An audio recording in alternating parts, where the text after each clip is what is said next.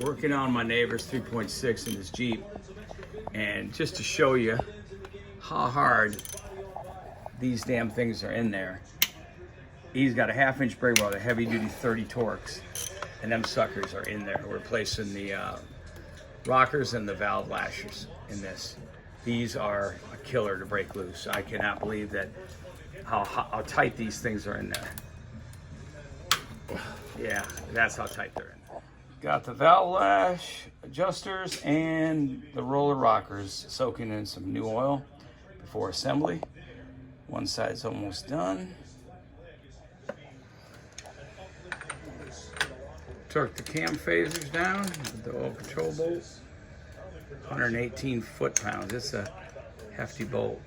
36 millimeter. And there you go. It is a beast. Pull it with a torque wrench on the camshaft.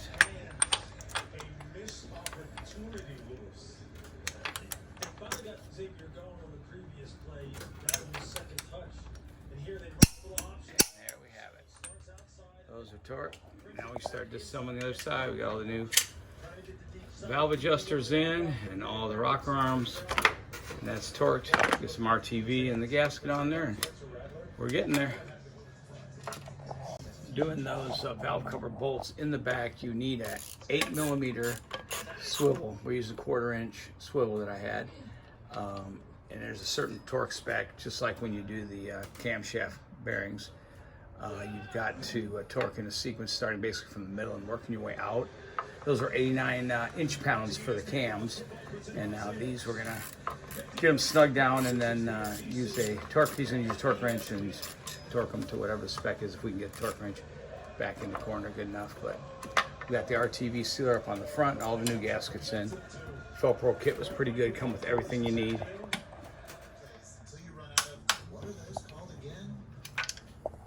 Torquing the valve cover to 109 inch-pounds. We said put the oil control solenoids on the front and a PCV valve in the back. PCV valve right there. New one.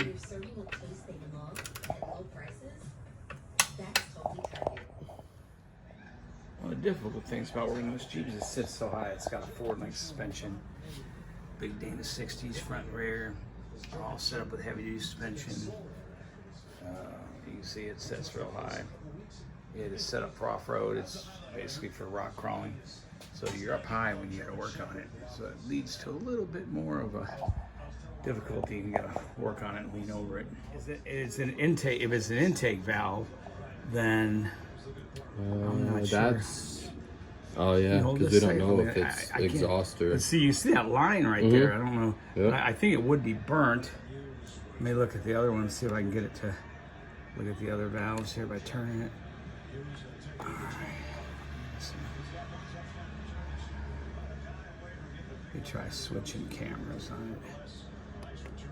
To the other side. Let's see what we got here. Let's do that. That's that side now. That's the intake valve. See how big they are?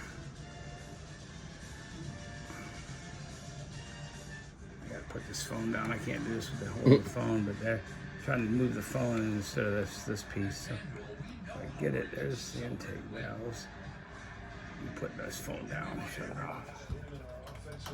All right, we did cylinder leakage test on the other side. We're gonna do a cylinder leakage test on this side, number 4. That's where we had the main misfire from.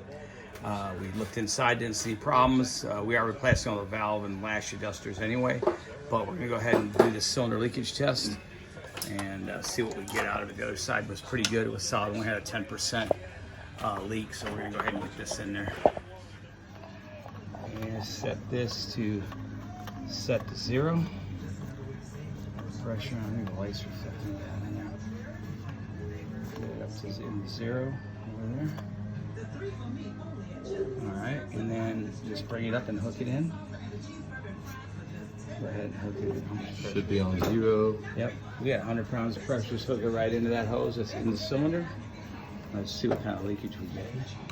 Probably blow past the spark plug a little bit because of the way we got it in, but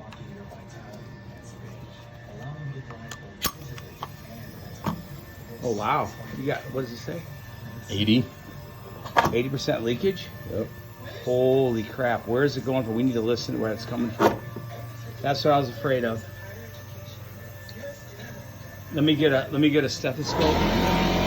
We're gonna listen to where it's coming from. All right, we got the top dead center again, checking it because we think we had a valve that was slightly open, so we're all that 80% leakage coming. So we're gonna check again, because this is the cylinder that's had the problems on it. Nope.